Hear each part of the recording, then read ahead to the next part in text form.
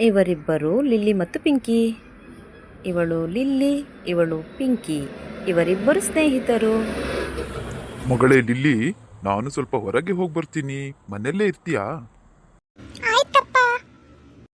ಪಾಪ ಲಿಲ್ಲಿ ಒಬ್ಬಳೇ ಇರ್ತಾಳೆ ಮನೆಯಲ್ಲಿ, ಹೇಗಿರ್ತಾಳೋ ಏನೋ. ಪಿಂಕಿ ಮನೆಗೆ ಹೋಗಿ ಪಿಂಕಿ ಜೊತೆಗೆ ಆಟ ಆಡಬೇಕು. Hi friend. ಪಿಂಕಿ, ಹೊರಗೋಗಿ ಆಟ ಆಡ್ಕೊಂಡು ಬರೋಣವಾ? ಆಯ್ತು ಲಿಲ್ಲಿ, ಹೋಗೋಣ. ಇಬ್ಬರು ಹೊರಗೆ ಆಟ ಆಡಿದರು. ಪಿಂಕಿ, ನಮ್ಮ ಮನೆಗೆ ಹೋಗೋಣವಾ?